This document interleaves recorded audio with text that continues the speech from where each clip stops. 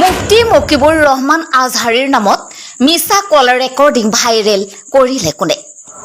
মুছলমানৰ সন্মান ৰক্ষা কৰা ব্যক্তিজনেই হ'ল মুফতি মকিবুৰ ৰহমান আজহাৰী। কিন্তু এটা কথা মনত ৰাখিব লাগিব, যেতিয়া সত্যৰঞ্জন বৰা ইছলামৰ বিপক্ষে লাগিছিল তেতিয়া কিন্তু কেৱল মুফতি মকিবুৰ ৰহমান আজহাৰীয়ে সত্যৰঞ্জনৰ বিৰুদ্ধে মাত মাতিছিল। অসমৰ আলিম ওলামা সমাজক ধ্বংস কৰাৰ ষড়যন্ত্ৰ ৰচনা কৰিছে নেকি একাংশই? বৰ্তমান জেলত থকা অৱস্থাত কোনে কল ৰেকৰ্ডিং ভাইৰেল কৰিলে সেয়া আচৰিত কথা। এতিয়া আপোনাৰ আমাৰ সকলোৰে মনত প্ৰশ্ন হয়, এই কল ৰেকৰ্ডিং সঁচানে?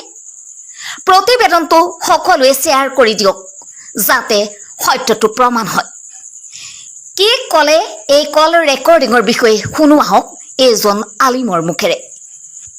এর ভিতরে যে মেয়েটা কথা কইতেছে, আমি যদি কাউকে এখনো ফোন করি মেয়ের আওয়াজ দিয়ে ফোন করা সম্ভব।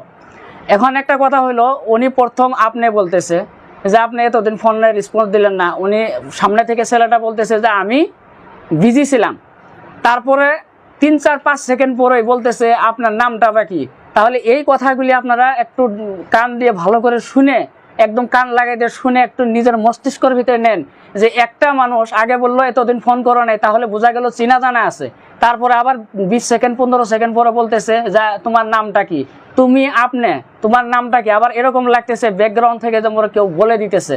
তো আমি একটা কথা আপনাদেরকে বলি, এটা মিমিক্রি হইতে পারে, মিমিক্রি হইতে পারে। বিশেষ করে আসামের উলামা আহলে সুন্নাতকে আমি অনুরোধ করব, আপনারা এই বস্তুটাকে গরম করে ফেসবুকের ভিতরে পোস্ট করে আপনারা আরো বেশি ভাইরাল করলেন।